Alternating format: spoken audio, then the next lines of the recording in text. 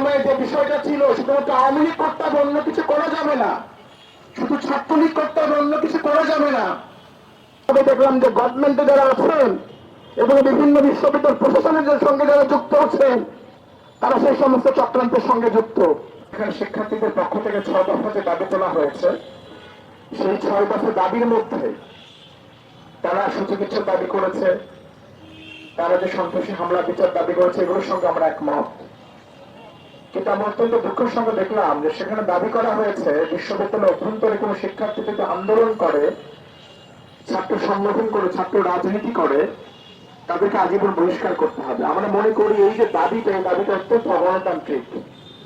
বিগত সময় আমরা দেখেছিলাম বিশ্ববিদ্যালয় ক্যাম্পাসগুলোতে শুধুমাত্র ছাত্রলীগ করতে পারবে, অন্য কেউ কিছু করতে পারবে না, এইরকম একটা পরিবেশ সেখানে বিরাজ করে রাখা হয়েছিল।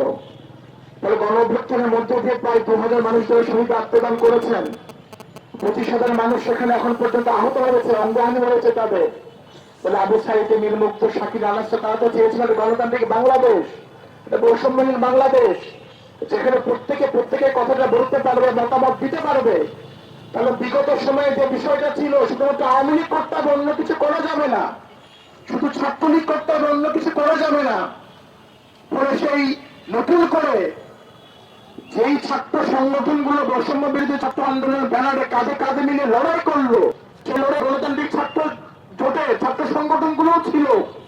অথচ আমরা 5 আগস্টের পর দেখলাম সেই সমস্ত সংগঠনগুলোকে ছাত্র রাজনীতি সেটাকে বন্ধ করে দেওয়ার জন্য বিভিন্ন রকম চক্রান্ত চলছে, এবং সেই চক্রান্তের সঙ্গে যেমন ছাত্র শিবির যুক্ত, বৈষম্য বিরোধী ছাত্র আন্দোলন যুক্ত।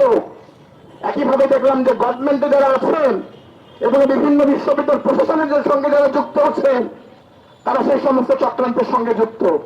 আপনারা দেখেছেন এর আগে বাংলাদেশ কৃষি বিশ্ববিদ্যালয়ে সেখানে ছাত্র রাজনীতি সিন্ডিকেটে নিষিদ্ধ করা হয়েছিল, বেগম রোকেয়া বিশ্ববিদ্যালয়ে ছাত্র রাজনীতি নিষিদ্ধ করা হয়েছে।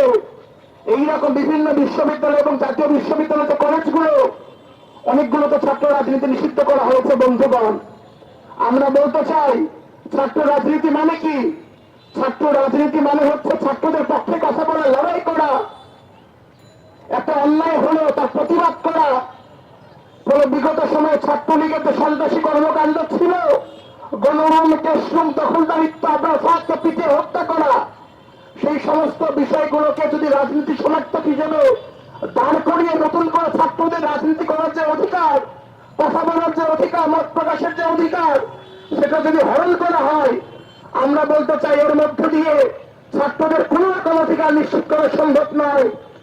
আমরা বলতে চাই যে নদীতে স্রোত থাকে না, সেখানে শ্যাওলা জন্মায়। ফলে শিক্ষা প্রতিষ্ঠানগুলোতে যদি গণতান্ত্রিক চর্চা অব্যাহত না থাকে, বিভিন্ন রকম চিন্তা, মত, পথ, সেগুলোর যদি সৌহার্দ্যপূর্ণ গণতান্ত্রিক পরিবেশে আলাপ আলোচনা, কথাবার্তা বলার পরিবেশ না থাকে, তাহলে নতুন করে যে স্বৈরতান্ত্রিক পরিবেশ, ফ্যাসিবাদের যে জন্ম, সেটা নতুন করে আমরা দেখতে পাবো। বন্ধুগণ, ফলে বিশ্ববিদ্যালয়গুলোতে নতুন করে যে ফ্যাসিবাদের যে আমদানি, স্বৈরতন্ত্রের জন্ম দেওয়ার যে চক্রান্ত চলছে, সেগুলোর বিরুদ্ধে আমাদের রুখে দাঁড়াতে হবে।